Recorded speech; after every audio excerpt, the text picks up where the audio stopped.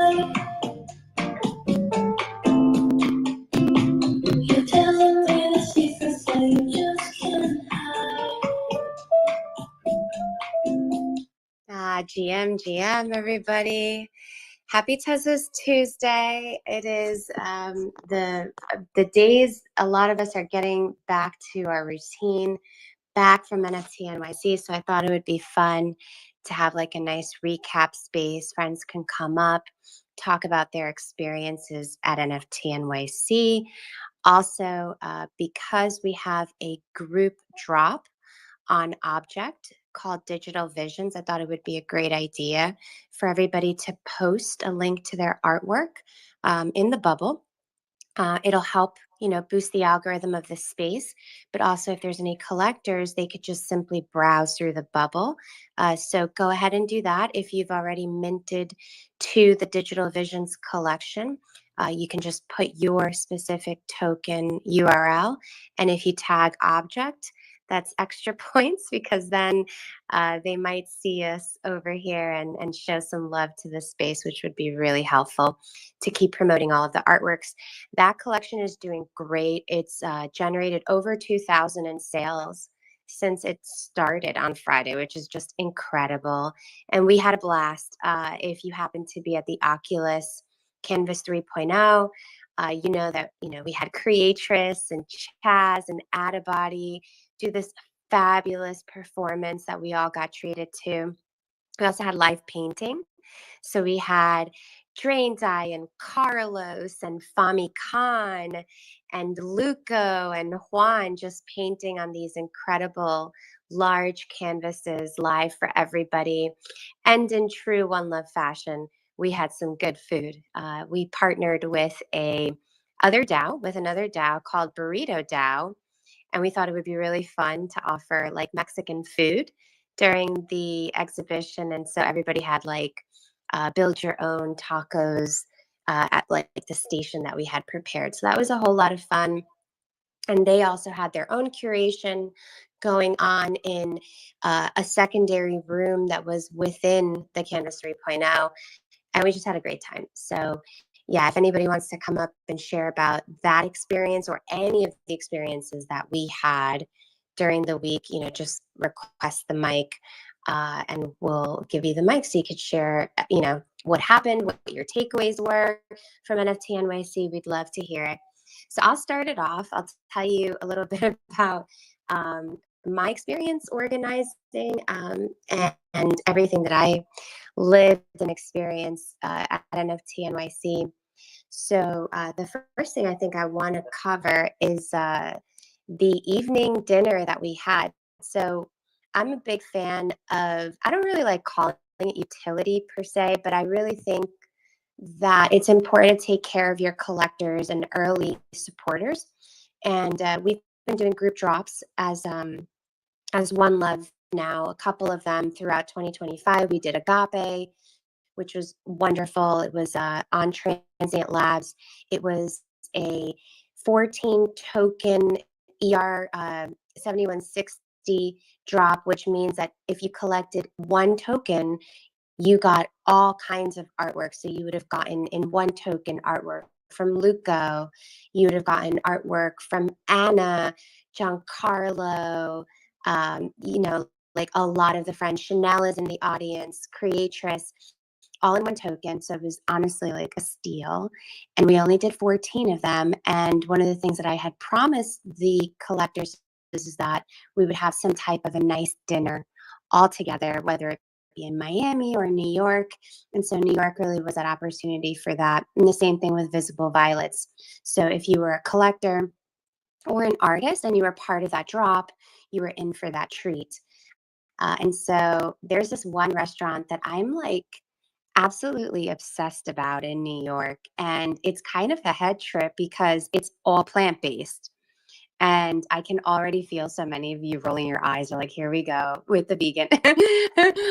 But I knew that this was not going to be a normal like vegan restaurant experience because it's so elevated. It's so just good that even if you're not plant-based, you're going to enjoy it. And so I made the reservation, and it was about 25 of us that came out.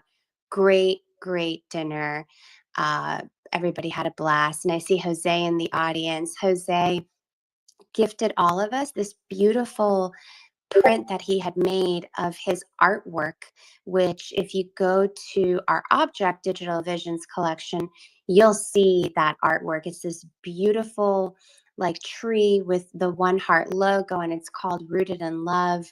And he, just such a attention to detail, gifted all of us like a really nice print version of that. And it was nice. Everybody was exchanging gifts, exchanging buys, exchanging hugs, breaking bread. It was just lovely. And immediately after that, we went to the billboard for One Love, that is. So this was different than the Times Square billboard.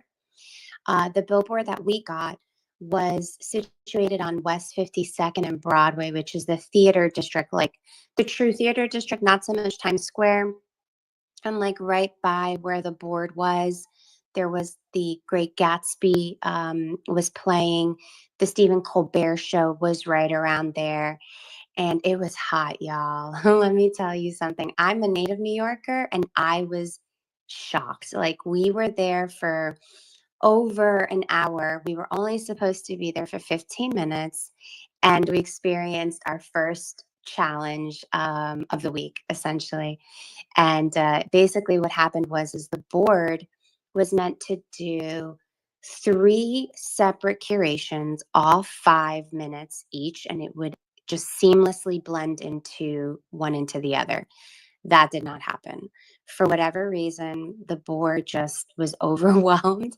I definitely am a fan of stress testing technology, as Chaz knows very well. If you give me something, odds are I'm probably going to push it to its limits. And I think we did. And so it just kept looping the first 5 minutes. So there were artists who were there who had not yet seen their artwork show up. And so I'm like, oh no, this can't be happening. So I grabbed my phone. Luckily for me, this particular billboard company, the gentlemen that I've been working with are extremely responsive and had given me their cell phone numbers, which I thought was, different, but also very comforting, because when you're dealing with stuff and you don't have a point of contact that you could readily get a hold of, that's pretty scary. But these guys were not like that. They gave me their number. I reached out to them and was like, hey, this isn't exactly working the way that it was supposed to. So they reached out to a technical person in California who is working remotely.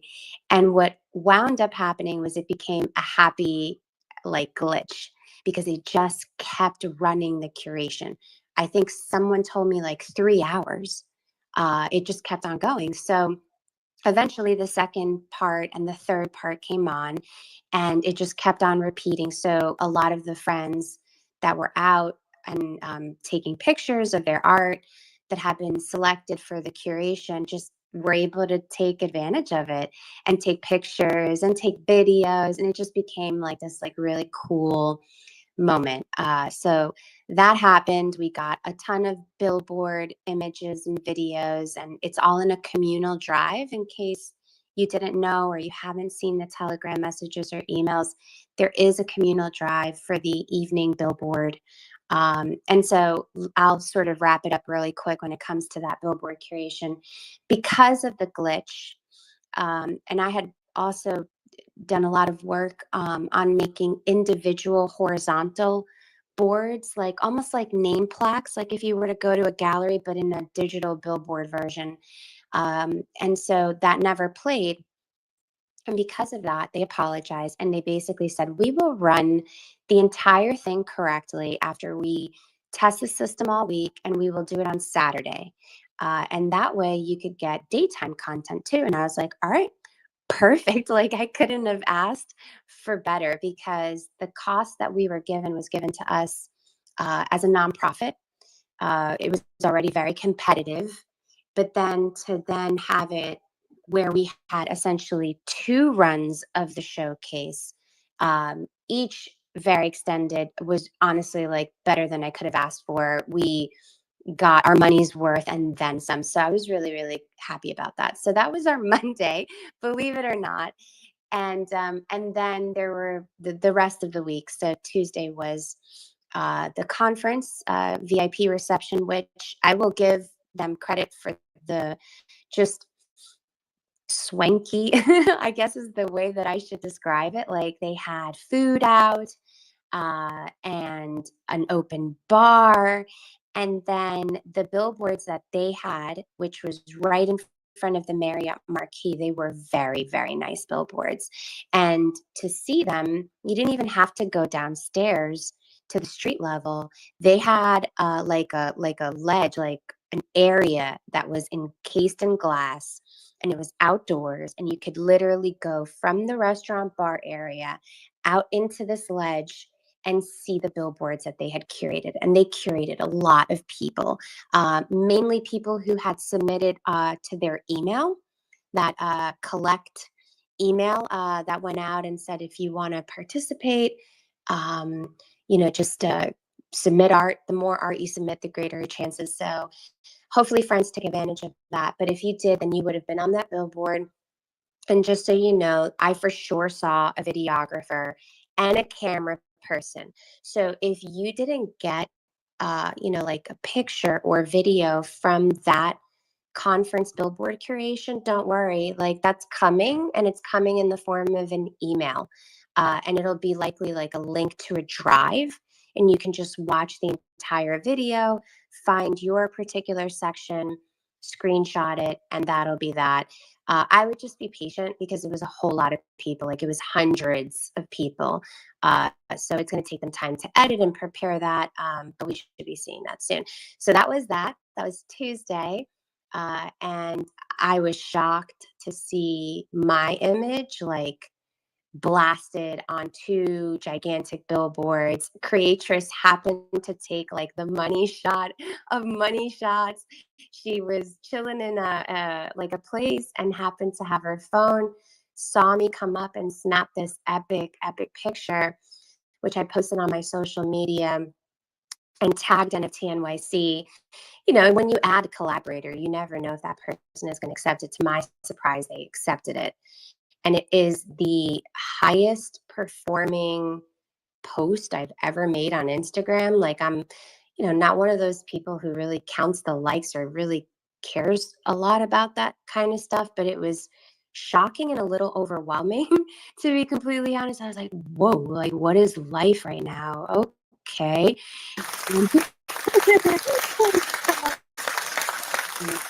That happened. And then Wednesday was officially the first day of the conference. And Wednesday, I emceed. I loved being an MC. I'm definitely volunteering for it next year. But I got to welcome Wildy and Janine and Meg and Jamie for their panel. I just happened to be the MC, which was so nice to be able to enjoy that conversation. It was a really good panel on AI, on integrating it into fashion, on just their journeys. It was just lovely to hear from four ladies who have been growing in this space, each in their own way. And so that was that. And then, of course, Miss Fami rolled through. Miss Fami was also in the breakout stage, the room that I was emceeing. And let me tell you something. Fami brings the energy. She brings the energy. She walked up in there, and I didn't even need to introduce her, to be completely honest with you. She just was like, "Can I get a hee-haw?" And everybody on cue hee-hawed with her, and off she went. And it was just a spectacular solo panel that she led. So that was that.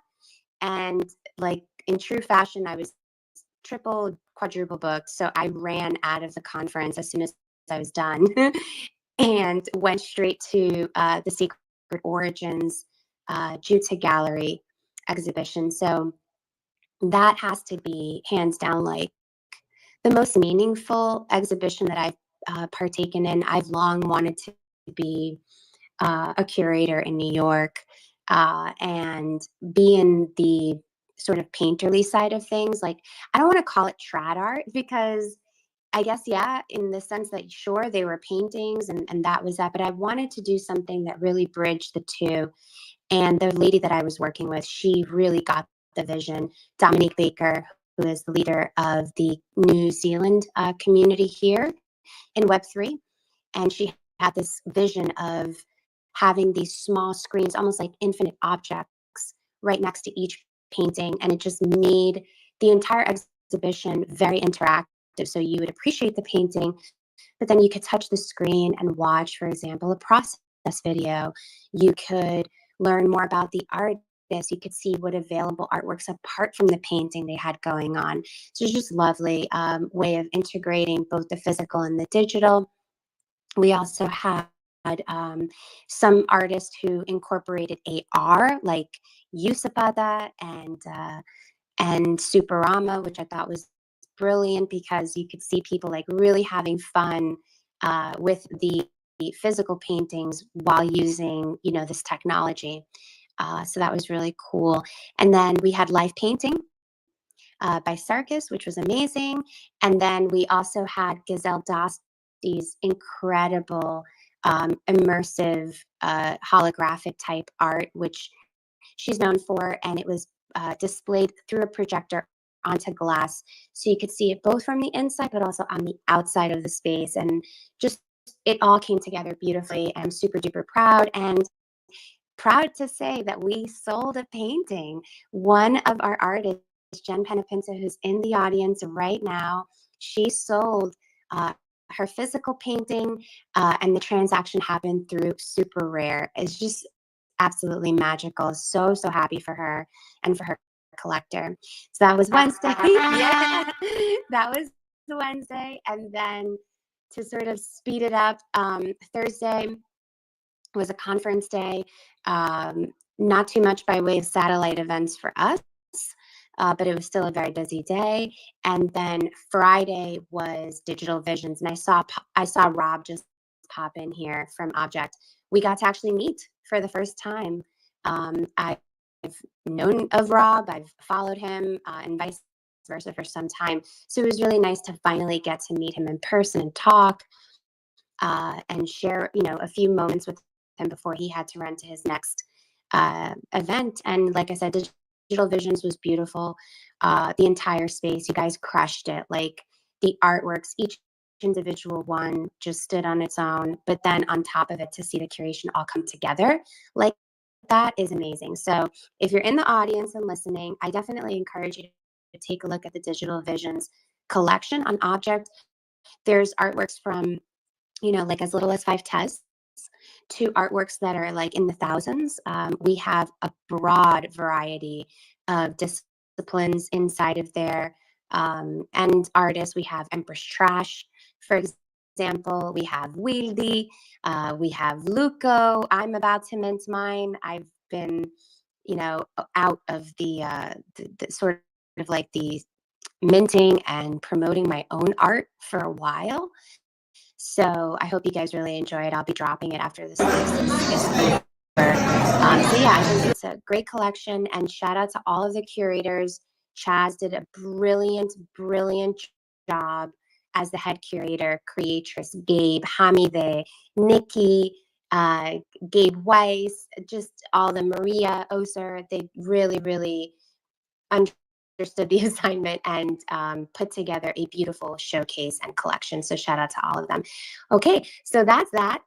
And then I'm going to shut up now. I think that's about enough for the entire week. We did do the reshoot on Saturday, which was sort of like the closing point, inflection point for our schedule. And then that was it. All the friends said goodbye. They hugged, and off we went into our worlds. So at this point, for me, it's more of just tons of follow-up. I networked like crazy. I met a lot of really great people, and also continuing to promote the object drop, but also the paintings. The paintings that were at Jutsu Gallery, I'm still going to be posting a lot about that.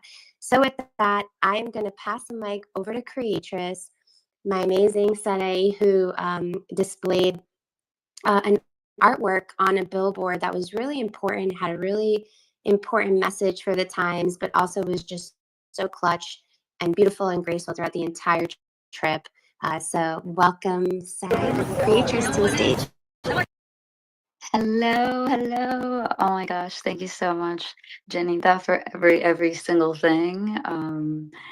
Yeah, I'm just sitting here and I love how you said, I think that's enough for the week, but you really didn't even talk about every single thing. No, I didn't. Oh my gosh. Yeah, I just want to say like immense gratitude to everybody, especially the leaders of the DAO, obviously Janita and Chaz, and just everybody who really took the big load of producing and making everything happen for all of us artists because I know knowing what it takes to produce an event and not being one of the main producers that you guys did so much work and you guys were helping so many people just coordinate, just getting to places, making sure their art was, properly minted, dimensions. Oh my God. So yeah, I had an amazing time. I got to be part of the billboard nights. I got to see the nighttime one and the daytime one. The performance at the Oculus was just an amazing experience for me. It was my first time collaborating with Chaz and getting to perform with someone playing piano, which I love. Piano, I think, is one of my top instruments. And so that was just like a dream come true. Everything, the billboards, the exhibition, seeing you guys, um, on Times Square, like on the big billboards. And yeah, I remember actually that day of the billboards, right? The NFT NYC billboard specifically. I I had one of my friends with me, and she was really tired and she was ready to go basically right before the billboards came on. So I was a little bummed. I wasn't gonna get to watch them, but everything happens for a reason. Because as I said my goodbyes. I knew it was only like 20 minutes until the billboards would start, but we were making our way out. So we were almost to this we were just downstairs, and one of my friends was like, oh, let's stop at this little Mexican spot right here on the corner. And it was right there on Times Square, on in the same little block. And so I'm like, all right, cool, we're gonna eat now. I'm like, dang it, I should have stayed upstairs. I had time to stay upstairs, we're not even going home. But then I just went with it. I'm like, okay, just relax, chill, maybe you'll be able to see the billboard from in there. And lo and behold, I did. And I remember getting up for maybe a couple minutes. The billboards ran for 30 minutes probably. I only got up for a couple minutes while we were waiting for the food, and that's when your photo came up. It was literally so serendipitous. I wasn't watching the whole time. I only got up for a couple minutes. So I'm super happy I was able to snap that, and happy to hear it was your highest performing. I love to hear that.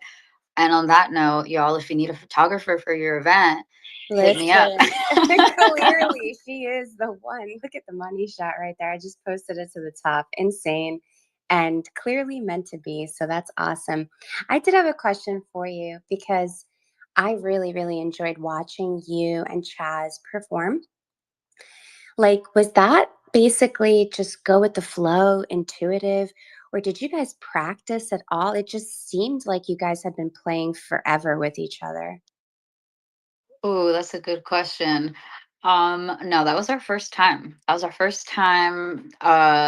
Just all I had to go off of was Chaz sent me music recordings of his, and I've heard him play on spaces, but that's it. That was a fully like improv. You guys saw it off of the cuff, like yeah. And that's why I want to do it more, and that's why I was so happy we got to do it twice, because the second time I feel like we like are having a even more of a synergistic kind of dialogue. So hey, he just came up. What's up, Jazz? What's up, Creatress? What's up, Jennifer? Janine. Oh my God, what a great week. And Jen, great recap, by the way. Oh, thank you. I tried. I was literally like grabbing for water. I was like, I can't, I don't have it in me anymore. But yeah, you guys really just rocked it. And it sounded like you, Out of Body, and Creatures had been playing with each other for a while. And yeah, it was very soothing. I really think that piano plus flute is like a very different combination from, for example, flute and violin. Like violin is great. I love listening to Clay Jean. It's just a different type of tempo. It's like more up tempo. So to hear the piano and also like take a look around the space and just enjoy the digital art that you guys have curated simultaneously, like it just seems like a really perfect fit. So I just wanted to congratulate you guys on two stellar performances at the Oculus. It was really, really fun. And I know a ton of friends really enjoyed it and pulled me to the side and were like, wow, this is amazing. So, you know, hopefully we'll get to see more of that at different conferences and different things throughout the year. Yeah, honestly, Jen, I would love to do it again. Uh, what Courageous was saying, that there was nothing really planned. I just had music, and I just said, pick whatever you want. And she's like, no, I just kind of like this vibe. And I said, okay. There was no song in particular she picked. And then when Out of Body was introduced into the mix, I only had one question for him. I said, what's your flute tuned to? And the scale and the key that it's tuned to matches my style perfectly. Like it's exactly what I play in the majority of the time. And Kratos just sent me his song, which was exact same chord progression of many of my songs. It's many songs out there in the world. And so it was like, you know what, dude, let's just jam. And we did. And it was cool. It's cool to watch it back actually and to see Kratos what she was painting as well in VR. And it was a ton of fun. That was the highlight. And you're saying that flute over the piano, that's the first time for me. And it was really incredible. There was moments where I was completely lost in the flute. Like my mind was just following the flute around. I had no idea what I was playing on piano, and it was really awesome. So, Courageous, thank you for allowing that to happen. It was really beautiful. Thank you. Oh my gosh. No, thank you for being open to it and just being, see, this is what I love about collaboration, when like we all just open to the ideas of the other and just like not super rigid in our vision. I think things flow so much better, and I think we all, yeah, I think it worked out really well. Yeah, I agree. And there was other serendipitous, wild moments that happened. So I had mentioned to you guys that the billboard thing, you know, like it was a happy glitch. People got to take a lot more pictures and videos, and we got an entire new day for free, which was amazing. But there was also something really wild that happened, which is that because we were out there for more than we anticipated, one of the theaters let out at the exact time that we were there. And so if you look up at the pinned, at the nest here, you'll see that moment where we're literally just standing on the corner of West 52nd and Broadway. And we're like, whoa, like, why is there this like horde of people, like this sea of humans just coming down towards our direction? And it happened to be that they had just let out from from this theater, and what wound up happening is that because of that, just these like natural conversations started to happen where people who already clearly appreciate the arts because they were just coming out of the theater were having conversations with our artist and having conversations like, is that yours? Oh, that's so cool. Congratulations. And what's your name and what's your Instagram and how do I follow you? And so, like, you literally could not have planned a more fruitful type of a moment, because I think the goal with billboards is always that, you know, it's to use that pop, that huge momentum, that energy of seeing your art in a large format, and then translate that into discoverability, into sales, into networking. And so that moment was just priceless. And so I pinned that one up to the top as well. And then I wanted to share with you guys this really fun moment. I'm pinning it up to the top. So during the Sacred Origins Jutsu Gallery exhibition, we did have that amazing sale that happened from Jen with her beautiful, beautiful painting. I feel like all of us kind of instinctively knew that that painting was like the painting, because everybody's feedback when they would go up to it was just like, wow, holy cow, this is unreal. There was also another sale which came from Superama by way of Bitcoin. So Superama is like just so creative in every possible way. So she had made that painting, but then she did an AR filter to go over it. And by using your phone, if you clicked on it, it would immediately take you to Gamma, where you could buy prints. So before I even go a step further, and I'm learning this myself, in the Bitcoin world, if you do editions of artwork, they're called prints. And so the reason that they're called prints is because I guess they're literally like identical from one another. So they look like prints. There's not a lot of variations. Whereas I feel like in other chains, derivatives or differences are like something that's much more common in editions. But with Bitcoin, that's not necessarily the case. So they call it prints. So, anyways, she made these prints and she made live sales there.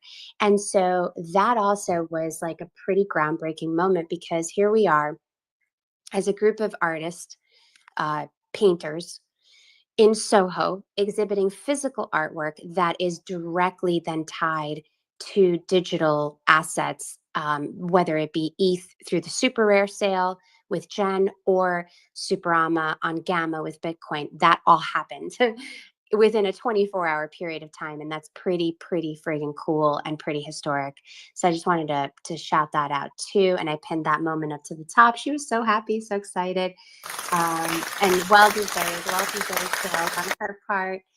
So yeah, I'm thinking of Wait, Jenny, go ahead. I'm sorry to interrupt. I just have to say I am a proud owner of one of those prints. So shout out to Superama. Hey, love that, love that. Yeah, no, there was a lot of good art to collect, and like I said, if you didn't make it out to Sacred Origins, I'm happy to share with you all of the physical artwork, but also all of the digital artwork that any of those artists have for sale. And yeah, so I will loop it back to the billboard and also just the overall experience. Like, it's kind of crazy how things move so fast in our space. Like, literally a week and a half ago, we were at war, like literal, actual war. Our friends, some of them lost their homes, some of them lost their studios, some of them are still not home from having been displaced because of the evacuations and things of that nature. And one thing that I really just like was in shock and in awe of is the absolute grit of this community. Like, we had people messaging Chaz and me and the crew and the other curators, whether it was on Telegram, X, email, however, whenever they even got an ounce of internet, just so that they could communicate with us and provide us art files for, digital visions or whatever it was that they were a part of, because that's how strongly they believe in their art. That's how strongly they believe in this, everything that we've created. And it's real. It's real for a lot of reasons. One, because you have a global community of people that are really rallying behind you and supporting you. But also in times of war, and I'm sorry to get so serious about this, but like in times of war, you don't have to rely on your particular country's currency to survive, and that you can actually survive on your creativeness, on your actual artistry, and get money by way of cryptocurrency instantaneously, that then you can use to help you during times of need. Like, the juxtaposition of that happening within the exact same week that the largest NFT conference was going on, I really think like we just need to take a moment because we move so quick that we don't actually sit to think of like the historical impact and the beauty of just that that happened and we were able to rally with our friends and still exhibit their art and still get them sales and help them out during like a really, really difficult time. So just shout out to anybody that was impacted, whether in Israel, whether in Iran, whether in any part of the world that's going through it. And I hope that what we were able to do during that week really just flooded the timeline with love, with art, with positivity, with joy, and that rippled through not just New York, but through the entire feed and all over the world, because that's really what our mission has always been from day one. I do see Janine on the stage, and I know we're very limited on time. And I know that there's other artists who want to come up and talk about their pieces from Digital Visions or their experiences. So I'm going to go to Janine, and then I'll go to Bahar. Tia, welcome. Hi, what a great recap. I don't know how you're like so chipper and perky and sound amazing and rested, which you're probably not, but you sounded. 100% not. I'm a gremlin right now. I look like a hobbit. You're just on the high. I'm just on the high. That's You're all. on the high. So because we don't have a lot of time and you've recapped so much, I have to say, this was my third NFT NYC. I also am born and raised in New Jersey and lived in New York for 10 years. So I always loved to be able to have an excuse to go there. This was the best, warmest, most beautiful experience I've had with anything related to anything NFT, to be honest. And I know that at least 90% of that is because of you and One Love and everything that you and Chaz and the whole group and have put together, but also the people that you've attracted and some of the people I got to meet for the first time in real life and hug and see their art in person and show with them. And I mean, my heart is full. I miss everyone. I mean, I came back and my husband's like, it must be really hard to come down from that high. I said, I love you, but yes. It was, I had art on the billboard, both the One Love billboard and the NFT NYC billboard. The Juta Gallery exhibit was stellar. It was an honor to be there in Soho, like dream come true. The piece that I did is like a whole new chapter for me and the first of the chapter. And I felt incredibly proud to have it there. And Jen's piece, gorgeous. Loved meeting her and her husband and being able to hug them. I have to give a shout out to Archana, who's down there, who I just love meeting. Creatress, obviously, I know you and Chaz, and I love you guys. And Wildy and Superama were like we were like a little trio running around. Wildy and I also got to speak at a hotel, the Park Terrace, as well as I did speak. And what's a little crazy, and I'm going to share this, is first of all, I don't consider myself a speaker. I got better at speaking because first Clubhouse and then X, and because I realized if I don't talk, no one will know who I am or what I do in this crazy world. I'm also very big about supporting community and other artists. I've collected a ton, to your point about things related to the war. I've tried to collect the artists who I know have had so much loss, and I'm now trying to speak a little bit more in public, and I really enjoyed it more than I expected. I think it helped that I was on a panel introduced by the lovely Jenny on one of them, and having that sort of ability to bounce things off other people, for me, worked really well. I think Wildy and I are a great team. I think we need to like take it on the road. And Megan and Janie, who I hadn't met before, were awesome. So I encourage anyone that maybe thinks they hate speaking. This is a great place to try it out a little on something like X. And we all want to know, I love people's stories. Nothing makes me happier than to know the story of a person or what's behind their art or their music or their creativity. So I encourage anyone to pop up once in a while, and especially in a One Love space, because we're just going to give you a hug, physically, virtually. We're going to hug you and welcome you. But thank you, Jenny and Creatress and Chaz and everybody here that I met or didn't meet, for the love and for an amazing, amazing week. It's like a high. I'm on the high, even though I'm exhausted. And I have a whole list of what to do next. That's the other thing I would say. Everybody make your list. It's like nonstop, but this is your moment to, brag about where you were seen and show it to the world and be proud. And you just keep building momentum. So I could keep talking, but I want you to be able to get everyone in. Love you so much. Love you too. And before you go, I actually wanted to touch on that redirection or this newer chapter in your creative process. So I pinned up to the top a video that shows all of the paintings with the little digital frames next to them that we did at Jutta Gallery for Sacred Origins. And your particular piece is just stunning. It's layered, it's got texture, it's a darker complexion, a woman. So I wanted to hit on that.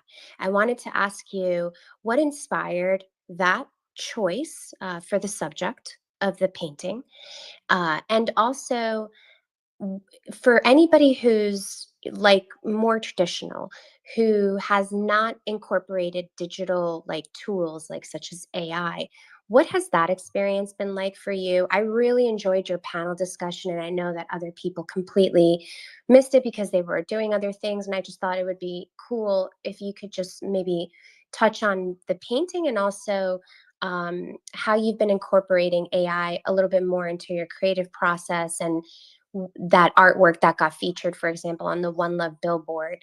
It was a fusion of your traditional medium with AI. First of all, thank you. I'm very proud of this piece. So my concept and mission for almost at least 2 years has been around a collection called Joie de Vie, which means joy of life. And it's an homage to my mom, who passed away in 1989. And initially I was doing very personal work around her, and then it evolved to this collection, Joie de Vie, which kind of was, I don't want to talk about it too much, but was inspired by these magazines I found in France from the 1950s, these fashion magazines. And the way I've been framing the collection is it's about all women who are going to leave it all in the field and living life out loud. And, like the women here who are all amazing, and beauty and sensuality, and through a lens of fashion. And so I've been working on that. I've had sort of 2 chapters of it. The first was very physical, digital. The second chapter has been literally I was very precious about the magazines at first. And then I was like, why am I worrying about this? So I literally started to cut out some of them from the magazine and create these collages, which when Wildy and I spoke, I showed a couple of new ones there. But I also realized, for people like you or Wildy or Creatress, and a lot of my friends that I love and adore, that it may not always be as much of a mirror for you as, like, there are a bunch of beautiful white French women from the 1950s. And I thought, well, my next chapter needs to go broader, because that's what I believe, that's how I feel. And even though I love what I've been creating and people love it and it still resonates with them, it doesn't feel complete to me to not be more broad. So I started to do research on the 1950s and the 1960s fashion to find out where else in the world there was cool things happening in fashion. And so Havana, Cuba, there's a place in South Africa, Bollywood, London, obviously, New York, Italy. Like, there were all these other places that came up. And I started to do research around that, which, to your point of people that do any kind of art, I'm a true believer that you have to have a concept, a mission, a thought behind your art. Don't just throw stuff up on the wall. Do it all, like experiment. But for me, also coming from a creative director's background, I have to be concept driven and do my homework. So that's what I started to do. And in the process of doing that, and finding these images simultaneously, ironically, I thought, well, if I'm talking on this panel that now has also become part AI, and I've hardly done any AI, I better go do a little experimenting with AI because I had barely touched it. So, with great frustration, not as easy as everyone thinks, I started to train in Midjourney AI my artwork and the historical stuff that I found to make some new pieces. And actually, her face, she's not a real person. She's one of my creations from AI. So she's my real person, but she is based on that research of places like Havana and Africa and Bollywood and me inputting my artwork. And then I chose one of those and then incorporated into my piece, which is very physical and very textural. And that's kind of one of the directions I'm taking right now. But I also have to tell you, I shockingly love AI. I am addicted. I am down the rabbit hole. My piece at the Oculus is AI from the training stuff of my art.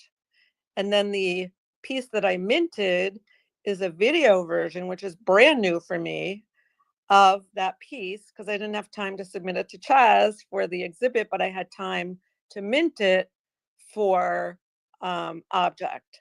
So I am really crossing over right now physical things from the past, present, AI, and I've kind of let go of this preconceived idea of, and I talked about this, I know, is AI is ooh. It's, there's a lot of layers to it, like any other thing that you do. And I'm fully in it now. Oh man, I love it. Thank you so much for that explanation. I didn't realize that there was a touch of it in the physical painting. Like that just blew my mind actually. So thank you for sharing that. And I love that piece. Again, definitely take a look at the pinned tweet that has all of the artworks from Jutsa Gallery. Janine's piece is just this fabulous, fabulous woman dressed in the cosmos and the light blues, the textures of the dress, her beautiful dark skin, her flowing hair. Like it is a wow piece. I remember standing in front of it with Nathan, who is a good friend of ours in the space. Janine and I used to do Collector's Corner with him. He came and he and I had a long conversation just staring at that artwork. And so, Janine, if anybody is in the audience and is a physical collector of art, could you just tell us what the price is of that piece and, any kind of details that you wanted to share? Yes. So the price is $7,500. It's 30 by 40 inches. I have not minted the digital twin, but because I wanted to see if a lot of my physical art collectors don't really care about what's going on in the blockchain. But in the hopes that somebody maybe from this space collects it, I wanted to make the basically certificate of authenticity and a digital twin on the blockchain that someone would prefer most likely, although I'm leaning very much towards it being an ordinal because I'm very into the ordinals right now and the legacy factor, since legacy is such a big deal for me. So I'm sort of on the fence right now. That's a big issue for me, is figuring out. If anyone has any thoughts, please message me. But how do I start chipping my paintings with what are they called? The chips that blank. Yeah, I don't know if they're referred to as NFC chips per se, but they're the chips that help track the Right. provenance of it. Yeah. And then there's one for Bitcoin, which I know I've shared with you. So I'm leaning towards that. I have to, that's an important factor for me to figure out now that I'm back home.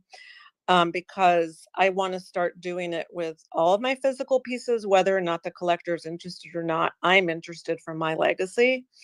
And it's an interesting thing when you do physical art and somebody collects it, which of course we love, but you say goodbye to those babies. And sometimes you never see them again. And maybe you have a photo. So one of the things I'm seeing in the ability to do this kind of thing with the blockchain is I'm creating my own sort of legacy gallery somehow. I'm trying to figure that out. So that is the plan. And if anyone's interested in that piece or anything, if you're a physical art collector, please reach out, because nothing makes us happier than to be sharing our work with the world. Yes, absolutely. So there's that. And then also I went ahead and pinned Going For It, which is Janine's artwork for Digital Visions and Object. It's so fabulous. This is the thing about AI that I absolutely love. I think it was like Salvador Dali who said that the medium really doesn't matter, because the essence of the person is always somehow in there. And like, this is a perfect example of it. Like if you just hit play, like that is so Janine. And to see that come through the tool of AI is just fascinating to me. So if you're, into fashion AI, female empowerment, or just like dig that vibe, that's a perfect piece to add to your collection. And it is part of the Digital Visions curation. So check that out. Janine, thank you so much for coming up and speaking, sharing your experience and all of the things that you've been up to in New York. It was honestly such an honor for me to be able to be your curator, for you to have that trust in me. And I'm sure Chaz and the other curators for Digital Vision would echo my sentiment as well. So I do see that we have some speakers. So I'm going to go to them. I see Bahar, who is one of our friends from Iran. We haven't spoken to her since everything happened. So welcome, Bahar. I'm so happy to hear your voice. How have you been?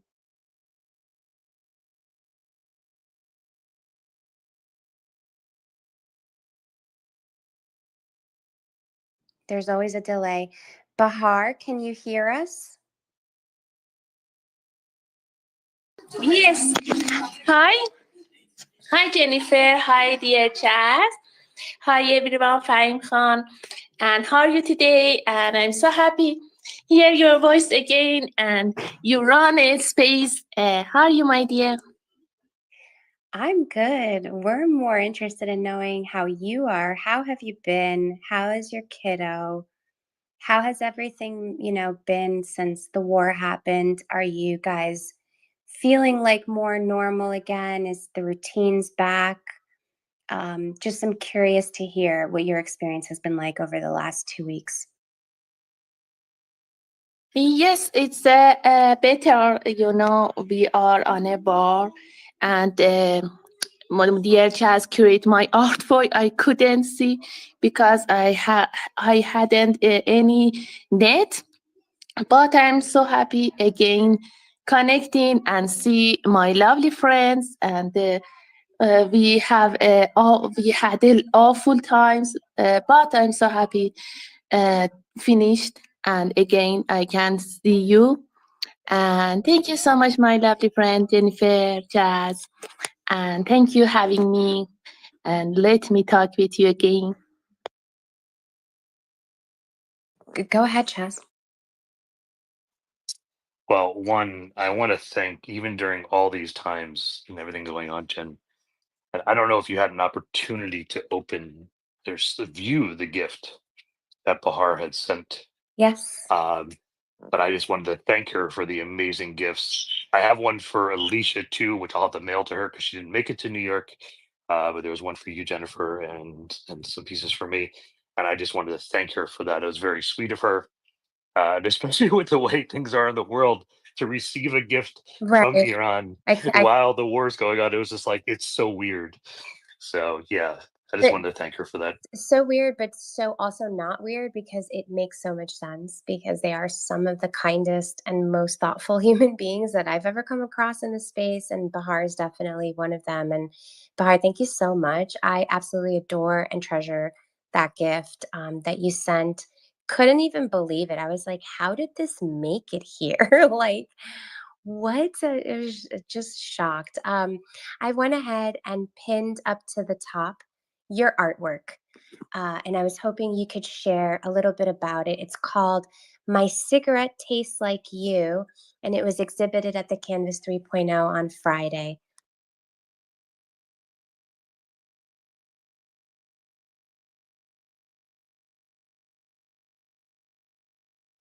Bahar, can you hear us? Yes, yes. I think I wrote, but no, I can hear you. Thank you so much. And my pleasure, dear Chaz and dear Jennifer. I'm so happy before start war, I can send my artwork to you with my friend US, and a really a very beautiful chance for me, because I don't think again it happened, because no, it's any flight finished and cancelled in Iran. But very amazing for me in my artwork. You received my artwork on another world. They're very far of me. I'm so happy for that, because I really love send love with my painting to my dear friend. I'm so happy. Thank you so much for sharing my artwork and curate my paintings, my watercolor painting on a newspaper, and is a piece of my journey about a woman in different situation on the life. And I hope I can continue this collection about a woman. Thank you so much. No, it's great. I just wanted to comment on it because of the smoke. The way that you were able to do that with watercolor is just so impressive to me. And it's a very accessible price point, guys. It's a one of one. Take a look at it. It's amazing. Physical painting. And like I said, I feel like she really captured a sentiment there, a mood and a moment that this person who she painted is experiencing. So bravo, really well done. And I hope it finds the right collector. Thanks for coming up. And again, thanks a million for just being you and for sending us a gift during such a difficult moment. We celebrated you, and just even though you weren't physically there, we felt your presence. So thank you, Bahar. And with that, I'm going to go to our next speaker, which is Akura. Me, welcome. Hello, guys. Hello, Jennifer, Charles, Bahar, everyone. Hello. First of all, I want to congratulate every artist who was part of NFT NYC this year and past year. So I think it's like a good opportunity to showcase art to people and meet new people. How to say, if you can't attend New York. And of course, second, I want to say thank to One Love DAO Art, to the team, and personally to Jennifer and Chas. I think like you doing the best. You like filming all the art. I just want to say personal thank you to Jennifer, because I saw your post about how you searched a place to showcase artworks on Billboard in New York. How to like, I think that it's really hard to manage all the things, but you did it great. And yeah, I'm happy for the artists too. And I remember the time when I like you shooted my art in some other exhibitions, and you like supported me. So I just want to say thank you so much for your time. And yeah, like big hug, and you have really big heart. So keep going. And what else? And the third, I'm happy to share that my art that like showcased this year in Times Square. I'm really proud about it. And by the way, I showcased 2 pieces of my art this year, and I was shocked. I just shared on the Jumbotron. You can see, and what else? And I did a post in my social media about NFT NYC, and that dreams comes true. You just have to believe in yourself and do some actions for it. And after 3 years exhibiting my art in NFT NYC, my dreams come true that I showcased my art on Times Square. So yeah, that's it. Thank you again.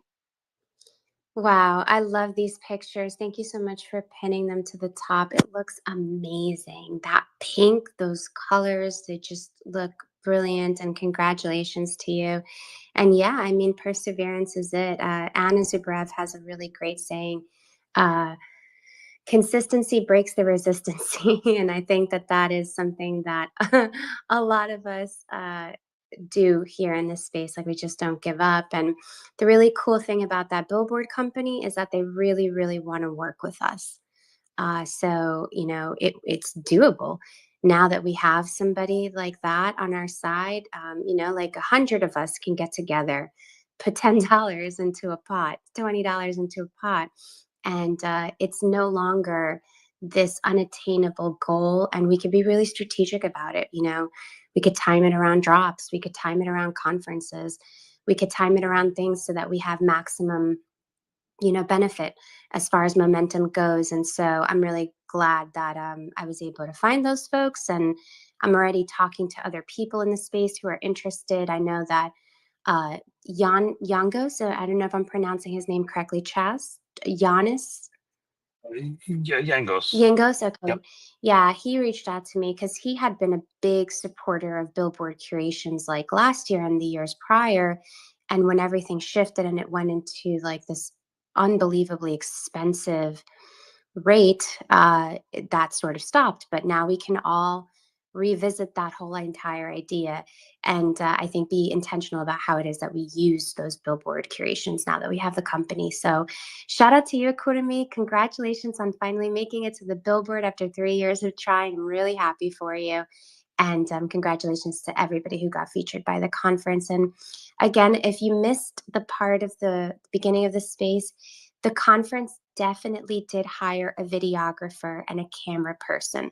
So for those billboards, the ones in front of the marquee, we will all be getting some type of a drive folder where you can open up the video, find your art, and take a screenshot of it. So just be a little bit patient in regards to that. And then in regards to the artist village, I know we have heard the feedback about not being able to see your image in the artist village. And it is definitely something that's top of list that I will be communicating with my friends over there on how we can improve, because nobody is perfect and we learn from every single conference, and hopefully it'll be improved next year. So there's that. And then I want to go ahead and welcome Pega up to the space. Pega Lati, she is one of the artists that was curated for the One Love billboard. Pega, your art was absolutely stunning at night and at day. It was great. Congratulations. How have you been? Happy Tuesday. Hi, dear Jen. Hi, my friends, my dear Chad, all of my friends here. And thank you so much. It was an amazing experience, you know. It was something like a beautiful dream that happened for me. And I was so excited, really happy. For the billboard, I want to have a new paintings. I share one of my new artwork. Actually, I just want to send. I just wanted to send one of my new artwork for the exhibition, but the last days I just try to work, finish new work, and I can't, because after that I lost my internet, and full of stress. I couldn't, uh, do my job at all, because when I saw our window, I can see a blue, light. After that, boom! It was terrifying, awful. You can't believe that. Now everything's going to be better. I'm a little better, and I try to have my new collection painting, and I was so happy to be here. Thank you so much for this beautiful opportunity for the Times Square. When I saw my artwork, it was something so beautiful. Times. Uh, my dreams comes true, and thank you so much again. Much love to you. Much love. Oh, you're very welcome. I was searching for the artwork itself that was on the billboard through my stuff, but I wasn't able to find it. If you have it, you should. I'll find one. I'll pin one up. Okay, could you? Because that would be great. Because it's so beautiful. It's so rich in color, and it was very well received. Like other artists who were there, they were like, "Wow, who's that?" And I was like, "Oh, that's Pega." Yeah, very, very beautiful color palette. And Pega was also in Digital Visions. Is that correct, Chaz? Oh, he's looking for it. Let me wait for him to come back. I believe Pega was in Digital Visions. I think so. I have to. My God, there was 125 artists in there. I can't remember everybody who was between the billboard and there. Yeah, I feel you. There's a lot of overlap. I wanted to make sure that if she was in Digital Visions, if she wanted to pin her token up to the top or the listing, that she had the chance to. So that's honestly why I'm asking. But if not, definitely take a look at the bubble. If you are a collector in this audience right now, Digital Visions is just a stunning collective undertaking. We created artworks specifically to be showcased at Canvas 3.0 as part of a satellite event that happened on Friday, this last Friday. Creators performed, there was live painting, and then there was this beautiful art curation that was on the screens. There's artwork as low as 5 TES. There's artworks from, in the thousands from folks like Empress Trash. So there is literally something for everybody in that Digital Visions collection on Object, and it is part of the One Love Art Gallery that we were gifted, or given rather, by Object, because they really believe in our ability to, put together some really nice, meaningful curations. So I encourage everybody to take a look at that and shop and have fun, and just know that, it's directly going to support the artist and One Love as well.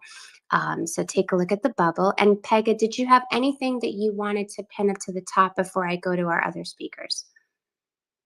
If you could me let me please to put my One Love billboard and Times Square. Thank you so much. And this is my art work for billboard. Actually, it's a physical artwork. It's a 120 to 120 square form. But I use a part of and work on it, make it a little digital, and that's it. And this is my art work. Sorry, I take your time. No, you're good. This is perfect, because this is what I wanted everybody to see. So she took her physical painting and then she digitized some parts of it so that it actually would move on the billboard ever so gently, and it was just so good. Such a stellar piece. You really did a great job. And by the way, I should mention that the 80 artists who I reached out to, right, I hand selected it based on some factors. They had to come up with this artwork submission in 7 days. So imagine being emailed and being like, hey, I need you to take art that you have, or I need you to make art, and I need you to do it in a very specific, very odd PX by PX, one that we are not normally accustomed to doing art in. Need you to submit that within a week if you want to be a part of this billboard curation. Usually it takes weeks, months to prepare, you know, any amount of artwork that's going to be curated, let alone 80. And I have to commend everybody and a round of applause to all of the people who rose to the occasion and were able to do it, because that's some serious work ethic right there. And shout out to you, Pega, for doing that. It looks stunning, amazing. Oh, and I see the ones from the conference as well. I'm happy you were able to get pictures from that one. That's so cool. And that one is available to collect, correct? So if you go on the collect.cred and look for Metamorphosis of a Butterfly, you can collect that from Pega right now. So definitely check that out. Thank you so much for everything. Much love to you guys. You know, when I was so sad, and you know, you make me so happy. You know, I completely understand. I have friends, real friends, far from my countries, like you, my dear Jen. Chaz, Mark, and Sketch, all of you, my lovely friend, and I'm totally appreciate for your kindness.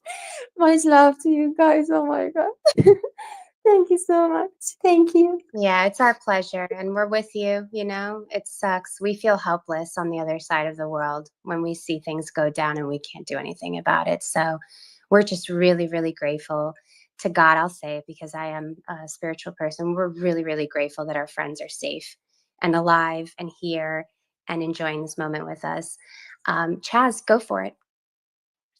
You know, Pega mentioned something, and I want to highlight this. I want to give special thanks to Mark, who actually went like above and beyond, not only getting artwork for artists, but supporting One Love so much. Uh, Stepping up, helping me many times throughout the week. I had the honor of actually having dinner with him one night. I was supposed to have dinner with Creatress, but then we had a situation. But then at the end, Mark ran around with us trying to help find this person's phone, and then we finally got it. And then I'm like, all right, let's go out to dinner. And I got to sit and chat with Mark for a little while. It was really beautiful. Even last night, he did a recap.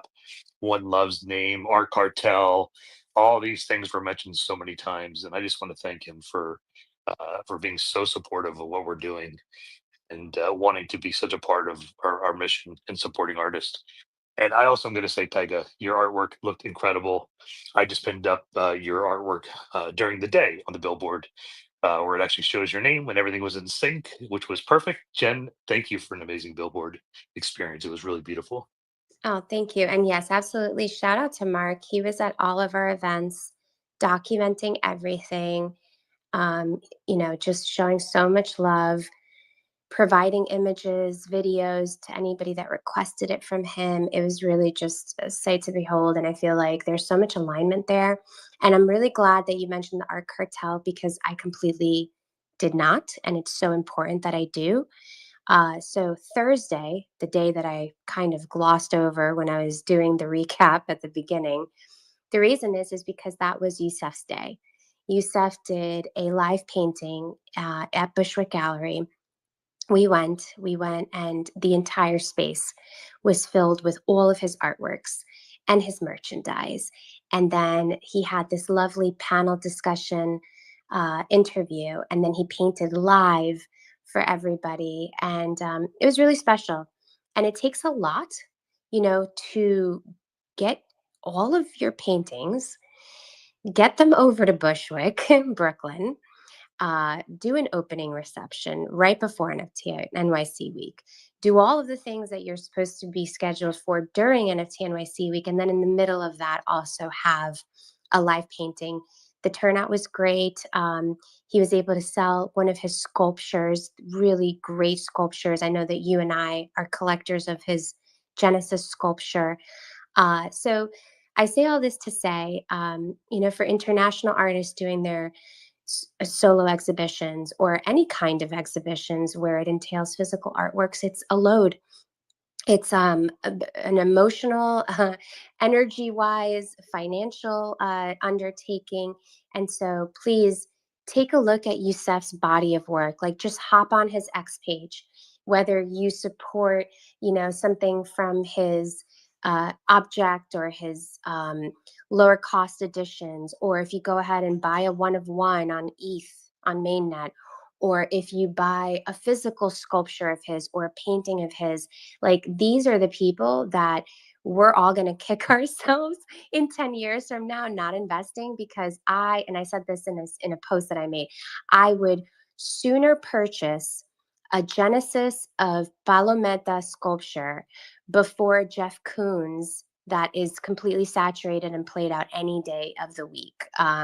It's great to own like legacy pieces and stuff like that, but why not own something that we know is going to, stand the test of time? He has been a part of this space, producing, selling art, doing his thing for years now. Actually, one of the first people that I collected in the space was Youssef.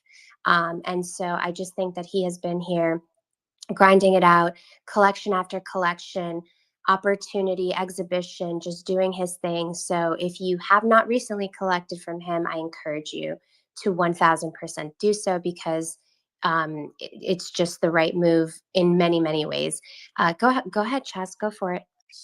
I did pin up top my Oh, you opened sculpture. it. Oh my God. Oh, I did open it. I know. Mark had one at his house when he was doing his live stream last night, and it was his buddy Josh. I think Josh is the name.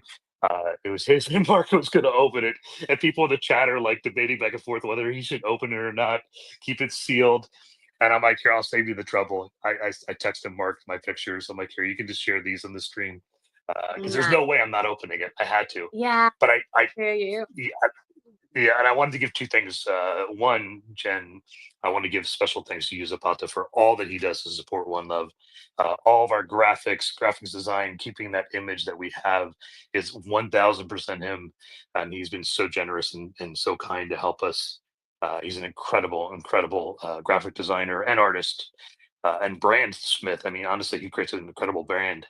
But Jen, I wanted to highlight also on Thursday that there were two people that were on stage having a nice little chat for a good 12 minutes. And I wanted to thank you for that incredible conversation on stage. I really enjoyed being up there with you. Yeah, so we were supposed to be a panel of 4, and 2 of them completely failed. So Chaz and I had main stage at the conference, and we were like, you know what? At this point, there is no script. We have done this so many times in spaces. We know each other so well. Let's just go up there and have a casual conversation. And it was great. I actually really, really preferred it that way. It was so much more organic. And yeah, it was a dope conversation. Our second convo that we've had together at the conference, representing One Love and speaking about community building and how to build community that is meaningful, intentional, and is going to last for the long term. And yes, absolutely. Shout out to Youssef. He does all of our graphic designing. He has never asked for a penny. I've offered to pay him. The man refuses. He just does not want my money at all. But he does allow me to collect his art, which I'm really grateful for. And I do have the same Palometa sculpture that Chaz has, but I picked it with grass. So you could do it with the street concrete. You could do it with grass, or you could do it with sand. So those are the 3 options that you have for the Genesis sculpture. And it comes in this beautiful blue box. The blue box has like graphics all around it. You get a certificate of authenticity. I mean, truly, the man is a brand smith, like you said. And I was having this conversation with Luco actually at Bushwick Gallery, where we were saying, the genius about Palometa is that he is whatever it is that you want it to be. Like, there's definitely times or like specific artworks where I'm like, oh, that's Palometa as a girl, right? Like, for sure. And then there's like moments where I'm like, oh, that's definitely Palometa like as a boy, but then somebody will see it in a very completely different light. And I think that that is the really cool thing about what he created. You're bringing sort of like your own, I don't know, like vision or kind of like a co-creation moment when you're interacting with Palometa or collecting Palometa. And I think that that's part of the genius behind Youssef. And the people at Bushwick Gallery just absolutely adored his exhibition. He had many visitors from the New York art scene. So F. Dot went. I'm trying to think of some of the other friends. Skojo went. He also visited the Time to Be Happy gallery. So, you know, I feel like surely bit by bit, brick by brick, like he is setting his roots down all over the place, including the New York scene with his most recent solo exhibition, his first international solo exhibition, which took place in Brooklyn, New York, which we're so proud of him. So shout out to Youssef and to the Art Cartel. Luco did a tremendous job. Juan did an amazing job as well. So yeah, you know, I'm very, very proud of the entire team. Okay, so we are limited on time, so I want to go and hit up as many friends that are on the stage as possible. I do see the amazing, incredible Fami Khan. Yeehaw! Welcome, Fami. Yeehaw from Texas. Howdy, howdy, y'all. How you doing? Can y'all hear me? Oh, we can hear you. We're doing so great. We had so Hey, much fun. great, great. Wow. Back from NYC. Woo! What a trip it was. And thank you. First of all, I must thank you, Jen, for a fantastic coordination, collaboration, all the scenes that you can think of. Oh, curations and all that, and company. Lovely. It was absolutely wonderful hanging out with y'all again. And right after December, Miami. So I was like, woo, head home. So it was absolutely wonderful. Had a grand time. And Chaz, sweetheart, thank you for finding my phone. Chaz seems to be a magnet for lost phones. Apparently, everybody keeps losing their phones around him. I don't know what it is with that guy, but I had just walked off without even knowing that I lost my phone. So he found my phone for me. Thank you, thank you, thank you. Creatress, met her at the airport too. Hope you're doing well, Maria. And hello to all the people down there. Bobby, Sarange. So yeah, what a wonderful time we had visiting this time. I know you've already talked about the pros and cons of the NFT NYC, but it's not just all about that, is it? It was, the best part was the satellite events and the networking and meeting people. And I think I got to meet more New York-based artists than I have in the past, and more traditional artists. And that was absolutely fantastic. And I got to do live painting. That was so cool. At first, I was like, I thought I was late, but apparently I was on time. But yeah, that turned out pretty cool. And I'm going to pin it up for y'all to see what I did. And Jen, thank you for taking this picture for me, because I had Jen take this picture for me and I was like, yay. So I did do that one. And those are the stuff that I have been doing up there. I just put it up there. So many artwork. Now, in the IRL, coming from the traditional world, this is something people are always in awe when I get to meet my actual everyday artists here in life, in IRL. To have to show 1, 2, 3, 4, 5, 6 pieces at the same time in a week span, and different gallery settings, digital, physical, all kinds of, and billboard, don't forget the billboard. Yes, that too. So it is something that can only be possible in Web3. Only there, sitting at home. Even if I was at home, this would have been out there. Can you imagine what a fantastic feeling that is? And so 6 pieces, come on. I mean, you can't beat that in 1 week. Wow. So yes, it has been a wonderful journey. And thank y'all. It was amazing, amazing. And I know we'll be talking about this for the next few weeks. Sorry for all of you rolling your eyes. Sorry, but we got to keep talking about it. I love it. No, and one of the things that I wanted to just hit on is that a lot of us follow Fami and listen to her spaces and gain so much wisdom. You know, she is an art educator. So when you're talking to Fami, you're really talking to a master, like a seasoned person when it comes to the world of art, right? And one thing that I was honestly surprised about was that she had stopped painting, like painting on canvas until Miami. And I wasn't there. I was busy running around doing a bunch of other things, but she had an interaction with my husband, Carlos. And from that, I gather, then she started painting more on canvas. And thank God for that, because she, excuse me, had this stunning painting. If you click up on the top, it's the bottom right one, the one with like the skulls, and then there's like a face up on the upper left-hand corner. That one was at Juta Gallery for the Sacred Origins exhibition. And I was hoping, Fami, you could talk about that piece, what the idea was behind it, what the concept was. Oh, sure. That was actually, I did have a tough time doing it, putting it together, but in such short a time, but I did. It is the non-convergence for, what was it? Oh my God, I even forgot my own name of my own painting. Anyway, it is the chaotic life that we live in. And that is what I was trying to express in there is we live in the time where it's just so destructive all around, the chaos driven, and it's distraction and everything blocks. So it's called non-convergence of enlightenment, and it highlights the complexity of the struggles that humanity goes through to evolve. And the best part was, while I was making this piece, is I made the skulls to show the humanity, how you're broken down, and it's like, it's like almost like death kind darkness of it.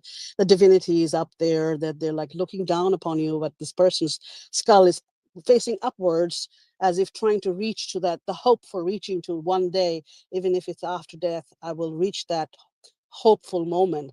And I was making the scarabs at the bottom because that gives us the cringe of, dead bodies. And you see all those, you hear about those scarabs and all those things and all, trying to make it as creepy as I could and dark. And as I was researching the scarabs, and I realized the scarabs in Egyptian stories and all that, it is actually a rebirth. The scarabs represent rebirth. They represent hope. And the whole painting, and I always believe in paintings evolve and they talk to you. It's not what you want to make, it's what the painting wants to become.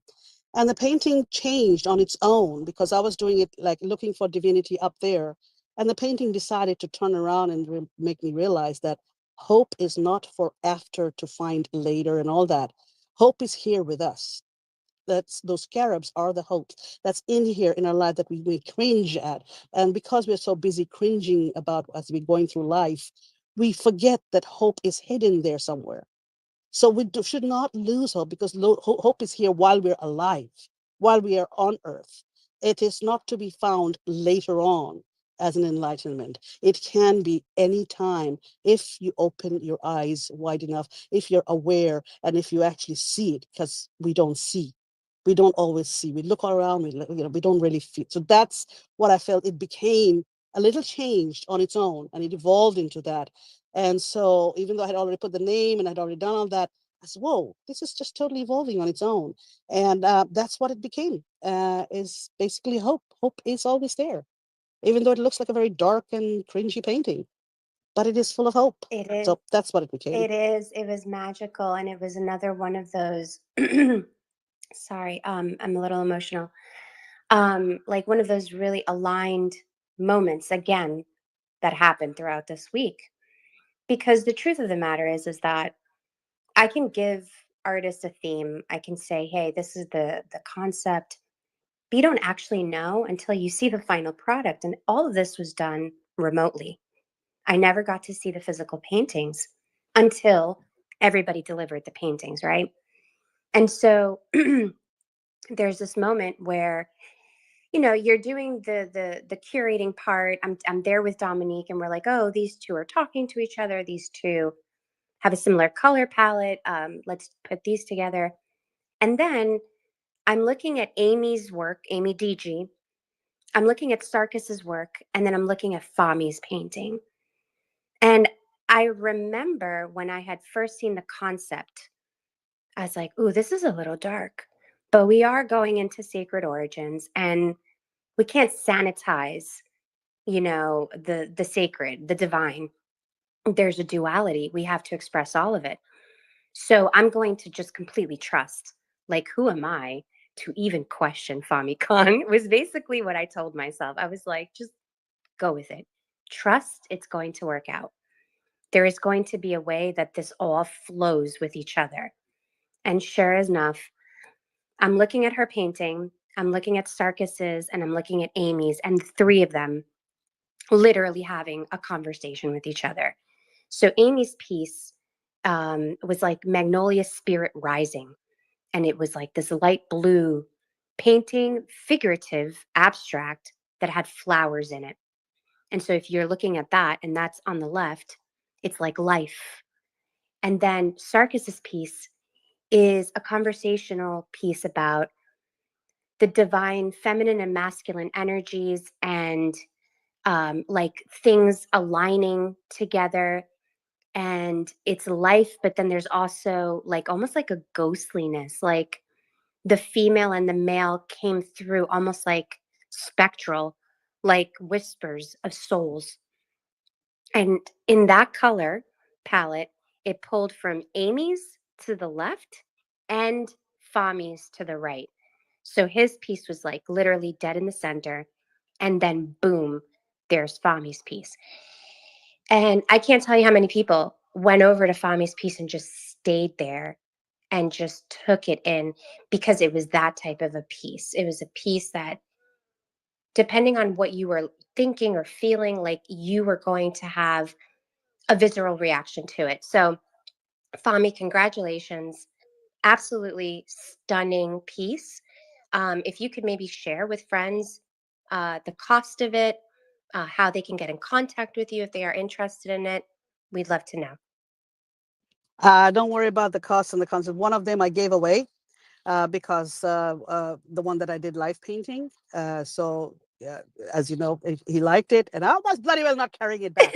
Well, that was that one that you gifted. That was that one. But what about Yes, this one? I gifted this. What about This one? Yes. Well, this one is 4,500 out there, and I have not made a digital of it, and so I do plan to. This poor painting, the piece has gone through a little bit of a torture, because we had to take it off a frame, put it back on a frame, take it off a frame.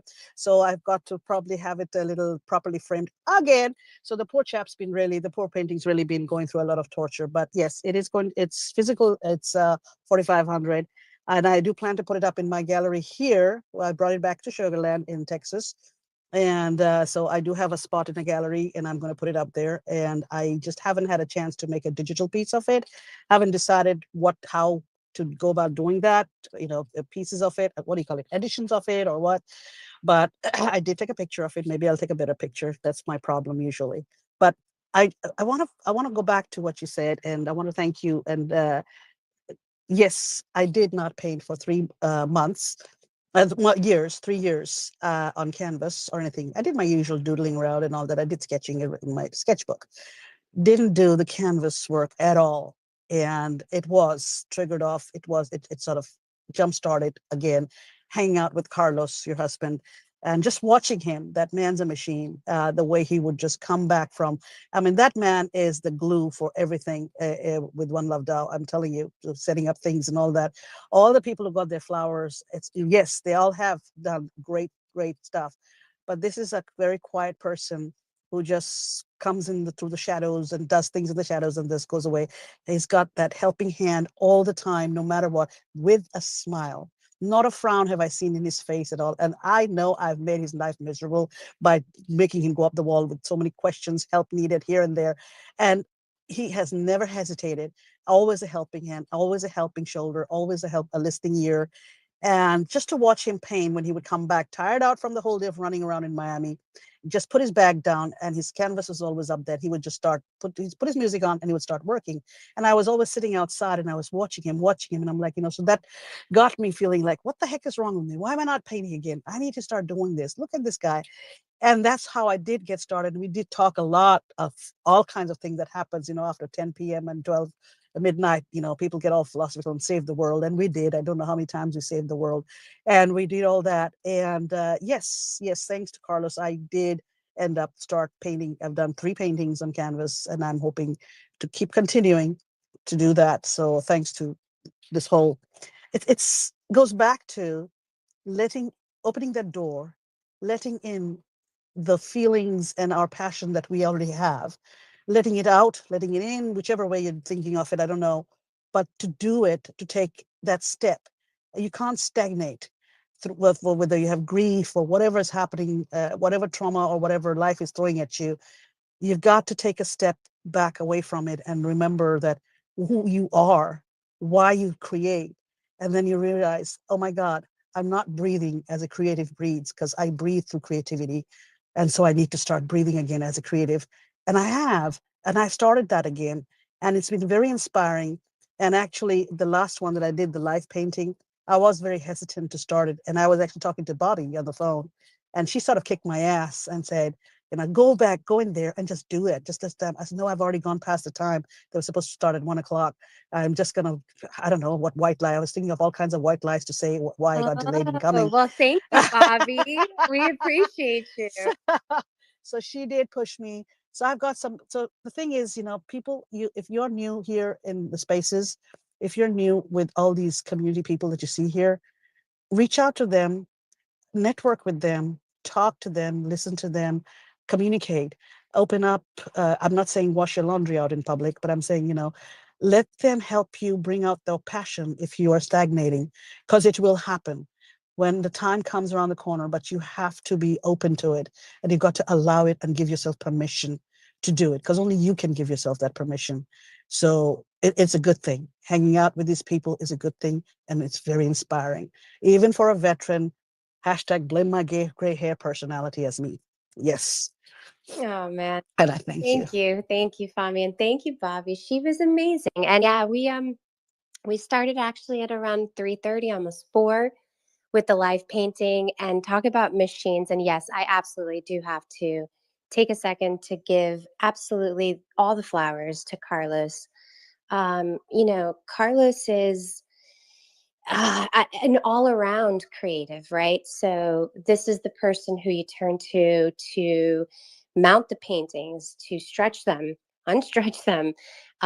He can do upholstery, he could do woodwork, he paints. He's literally, like Fami said, the glue. We don't have outside help. All of our exhibitions are completely installed by Carlos and whoever else is handy and nearby. And I want to also take a moment to shout out Dominique Baker, because Dominique is basically girl Carlos. They together, oh my God, it was like watching a symphony. They just understood each other so well. And I really feel like that too was another alignment, like to meet another lady leader, like another collective leader. In her case, it's the New Zealand community of the Kiwis and Web3. And she's amazing. She also does woodwork. She also paints. She's also extremely handy, and also just has like the nicest temperament. Everything is just go with the flow. Nothing, rattles her too much. The same thing with Carlos. So I'm really looking forward to continuing that relationship and collaboration. She said that as soon as she gets home, we're going to start thinking about like a residency in New Zealand, which is insane. I've never been to that side of the world. And I've always been fascinated with New Zealand and Australia and all of that. So that's something that's going to be happening thanks to that relationship and thanks to just being able to work really well together. So yeah, everything you saw as far as like Sacred Origins mounting was Dom and Carlos. So much love to both of them for their incredible efforts and being able to put something so professional. Like we had people come in from other galleries in New York that are like digital slash physical, that are much more like known in our space, right? And I just kept hearing the same thing, like, wow, Wow, wow, wow. Like you guys really did your thing with the Sacred Origins exhibition. So shout out to Carlos and to Dominique for that. 1000% could never have happened without them. And yeah, I'm just so happy, Fami. Like you just dropped some real gems that I hope anybody that is listening in the audience that goes through, you know, those periods of times, you know, in their lives where there's some uncertainty or some stagnation or just processing certain things, like there is hope, just like that painting, there is hope right now. So just push through. And with that, I'm going to welcome our last few speakers up to the panel.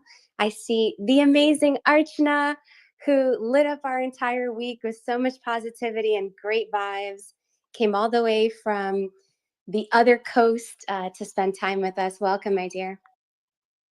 Hi, can you hear me? Yeah, we can hear you. Perfect. I won't make it too long. All I want to say is I've found a family, I've found my tribe, and this week has been nothing short of miracle after miracle after miracle. Um, I met so many of you, and I really left a piece of my heart in New York. It felt like how I go to India every couple of years and meet my parents and my siblings and my cousins. And when I get back, I get emotional. I feel the same way. And um, sorry, I'm getting emotional, but I hadn't met any of you before. Thanks to Visible Violets, Jennifer, thanks to you. Thanks for that introduction and the courage you gave me to speak on Visible Violets. I think if it wasn't for that, none of this would have happened for me. But being there, watching the One Love group, watching the One Love team, um, lead, support, encourage artists from all over the world, no matter what their background, no matter what their status, no matter what their medium of expression. You know, it is, you know, you guys are godsend. That's what I can say. And I do have to mention I met Superama, Wildy, Janine, Hito, Jose, Yuzapata, Judaska, um, many of the visible violets like Plurality, Jag, Yolantis. I met Chanel. I met Fami. I met Chaz. I met so many. And can you believe that I remember all their faces and their names in my on the tip of my tongue, and they all feel like sisters and brothers and family to me right now. I mean, if anybody is on the fence of for joining One Love, I mean, I think there couldn't be a better example from how energy talks. You know, it was just pure positive energy. Carlos, Cedric, the dinner at Hito's house, Dom's and yours, Sacred Origins, Chaz's, Digital Visions, Creatress, you just, you know, thank you for curating my piece into Digital Visions, but more than that, thank you for your beautiful um, showcase with Chaz and Attaboy. It was just out of this world. I know I'm just going on speaking. There's so much on my mind, but I know there are other people who do want to talk also. It was just out of this world. One last thing was I do want to thank NFT NYC because Jen, I think you were the one who posted on Telegram that NFT NYC open call is kind of ending, and I submitted my speaker submission at 11:59 p.m. on the day that the deadline was, and I got selected as a speaker. So I spoke on the panel with Blue Eye Queen, who's a differently abled person, and we talked about launching of NFTs, and my art was selected. I had over 12 to 15 pieces through Collect, through the One Love billboard, and through the Times Square. I just still can't come to grips of what happened in this last week. So thank you, thank you, thank you, thank you, and much love to all of you. No, she's amazing. Oh my goodness. Yeah, I mean, the feeling is mutual. We've really enjoyed just finally getting to physically see you. I feel like we all so like knew what we were in for because you're just so beautiful. Like your spirit with Visible Violets when you first spoke and you shared about your journey as an artist. And I'll quickly summarize it for people. Arshna is not new to art at all. She was an architect, and then she entered into the traditional art world. She exhibited in Europe at the Louvre, very prestigious places. And unfortunately, her efforts weren't recognized. And so she started to go a different direction, tried wearables, partook in near fashion weeks. And then she pivoted towards like digital arts. And from the interview that she gave me and Giancarlo, which was a fascinating interview, you should definitely check it out. She mentioned that she was working on Adobe before like most of us even knew about Adobe products, and um, dealing with like 3D environments before metaverses were even like a thing. So like we're really dealing with somebody who has the full experience of working in the physical and digital arts, and she just didn't feel like anything was sort of like moving to her favor. She did like a little bit of an NFT drop some years ago, but then just stopped because she felt like she didn't feel comfortable in the space. And that's the experience of a lot of people, unfortunately. Just being honest, like some people come into the space and they don't have a positive experience and they leave. Luckily for us, she didn't leave. She stuck around and she was in communication with Wildy, and participated in a lot of hug things. And that's actually how her and I connected. I put out the open call for Visible Violets, was a project to celebrate and honor women and their legacy in the arts. And we did it on Bitcoin, and it was amazing. We did it in March. We sold out a 400 supply collection through Gamma, and Archana was one of the artists. And the bond that was built between those women, the Visible Violets, was really, really real.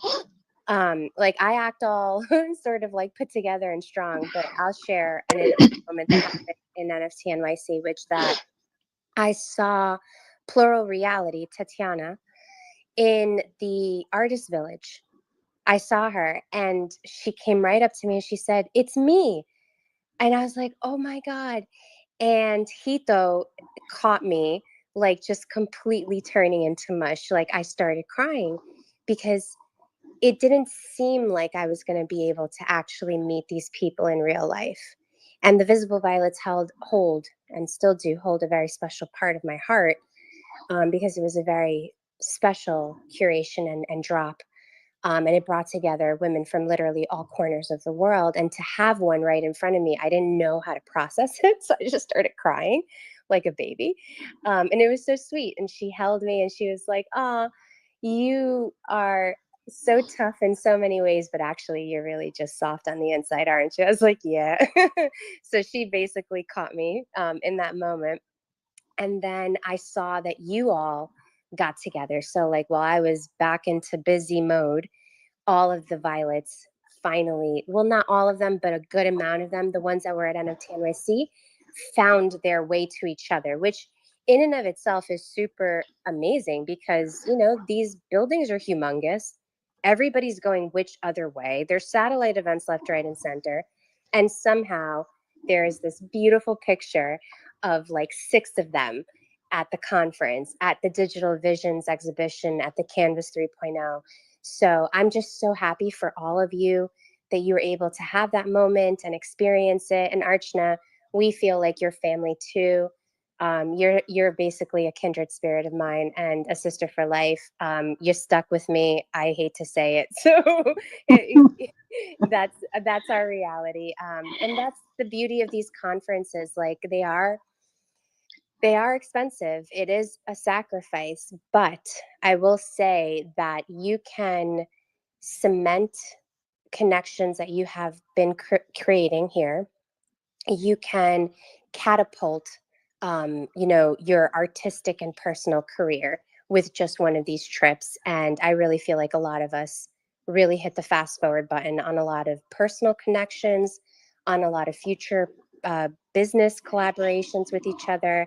And it was just really, really magical. So thanks for coming up and sharing your beautiful experience. I wanted to ask you if there was anything that you wanted to share as far as like art that you want to promote while you're up here.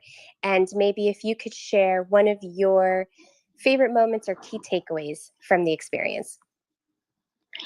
Art-wise, I think the one on the billboard, the second one that you'd pinned about when the people from the theater came out, that piece is called Peace, Love, and Understanding, and it was my very first acrylic piece on canvas, and it has a really meaningful story because I created it from 2011 to 2015 when I had just had my second child, and I had moved to Germany, and I was going through a very kind of a challenging phase with all the postpartum depression and move across the continent. It took me 4 years to finish that piece from what started as a flatline disruption where my life was disrupted to peace, love, and understanding, where I found the joy of, motherhood and being in a different country and enjoying Europe and culture. So it takes time. Everything takes time. So for that piece to be shining after 10 years on a New York billboard, who would have imagined? And that physical piece has been showcased in the Louvre in Paris and in about 20 plus shows, and it's still in my home. And that was what Visible Violets was so meaningful to me, because I think I'm the biggest example of an invisible violet. I'm everywhere, but I'm nowhere. And that piece is on Foundation app, and it's been sitting there for a year. And then, so that piece is my heart. So I think that thank you for giving that piece another life and it being there for so many people to witness it. That's what I'd like to share. And thank you for all your efforts. Seriously, One Love team behind the scenes, without eating, drinking, or sleeping, probably, what you pull off day after day, year after year, open call after open call, I think is just tremendous. Thank you. Much love, Harshna. Thank you so much for coming up and sharing your experience. And we have one more speaker before I go ahead and close off this space. And yes, I am wheezing. I am fine. I already had 3 of you text me. I'm fine. It's just a little bit of a chest congestion, and I have my inhaler right next to me. But all is good. I'm fine. Marie.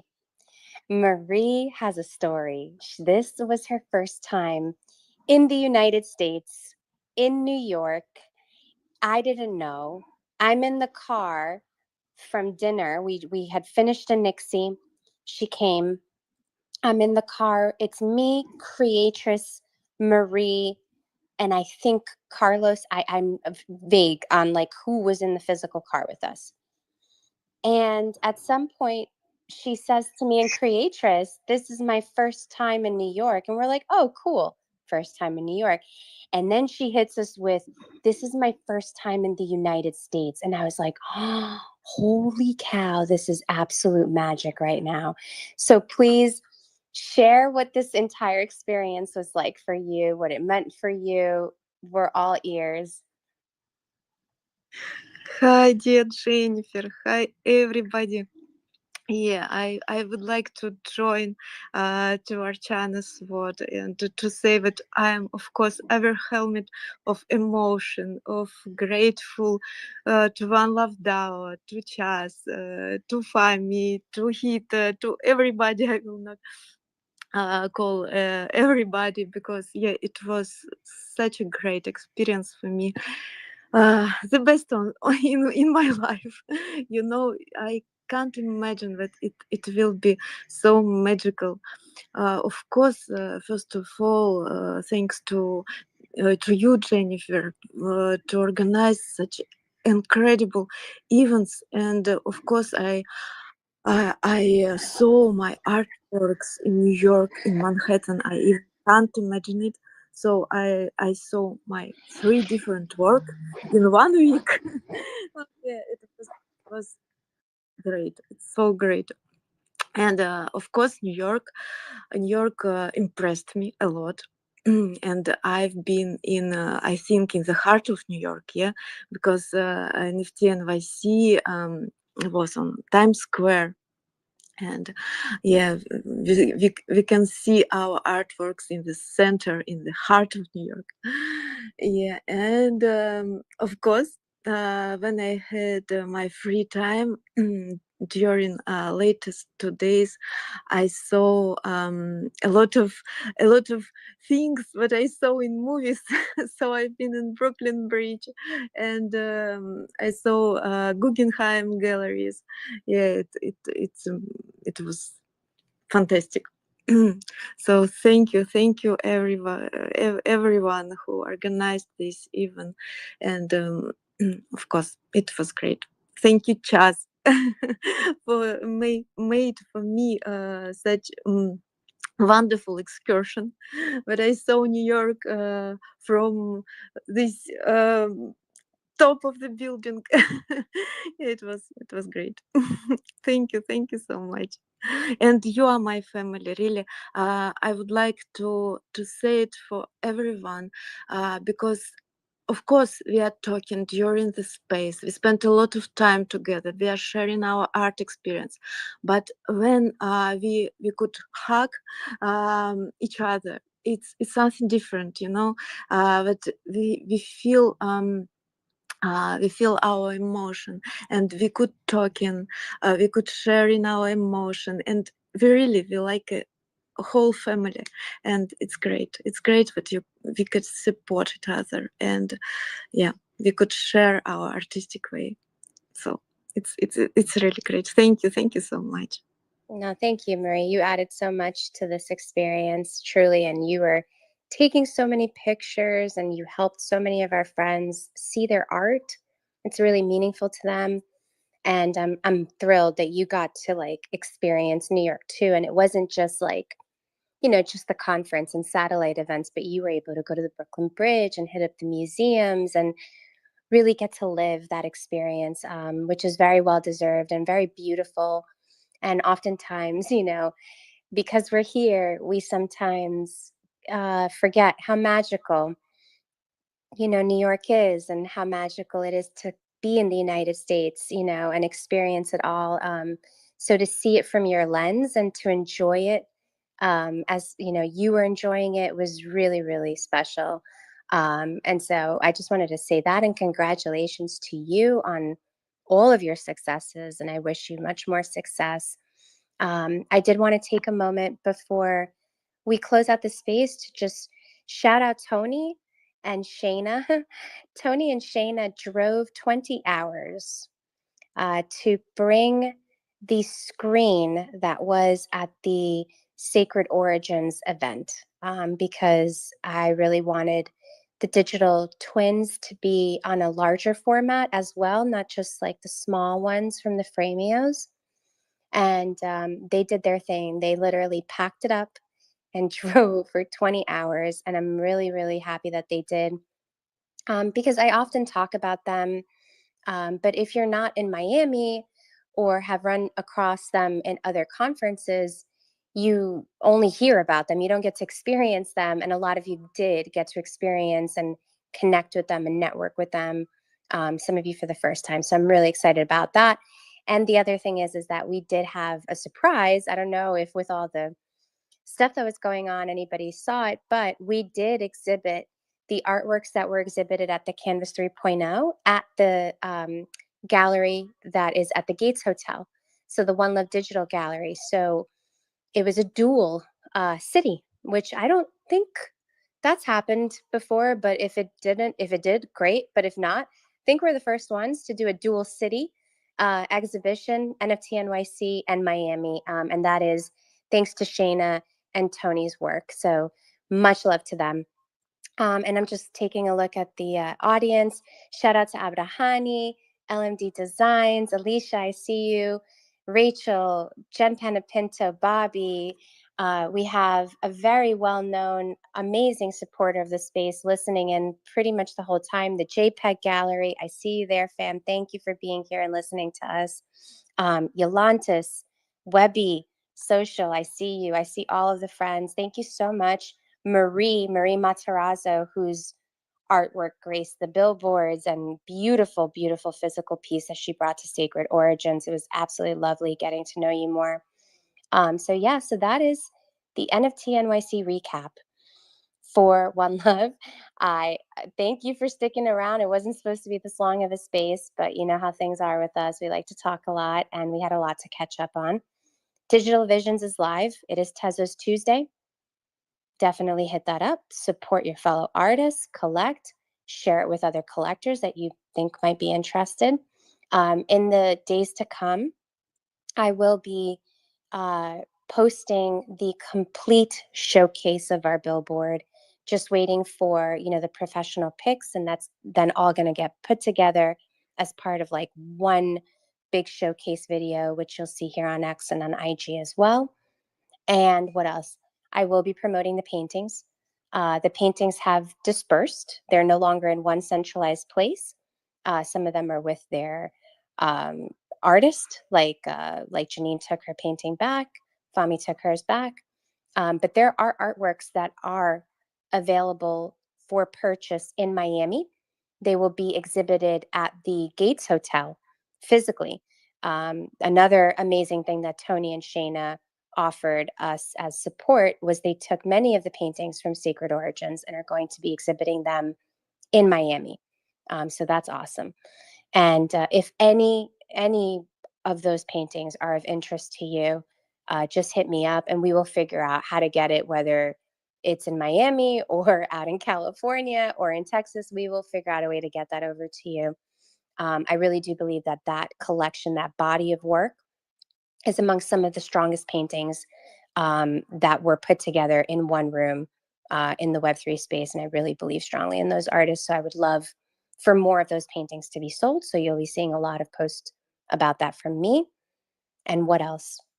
I think that's about it. Go check out Digital Visions. I see Chaz's hand is up. Go for it. If anybody in the speaker panel has any last words, please go for it as well. I'm going to start queuing up some music so we can vibe out before we close it up. Yeah, Jen, I'm just about to post the daytime video of the billboards, the full 15 minutes on X. I compressed it down so it actually posts on X. Excuse me, I'm uploading the high def version on YouTube.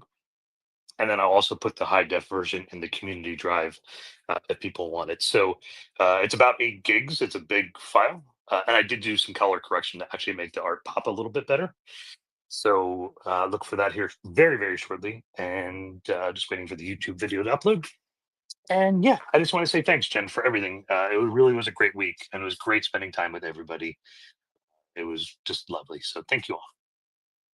No, thank you, Chaz. I couldn't have done it without you. So it's all a team effort. And Creatress, my dear, thank you so much for everything. And all of the speakers, thank you for coming up and sharing your experiences. And that is it. Thanks for listening in to the NFT NYC 2025 One Love recap. Have a beautiful week, everybody.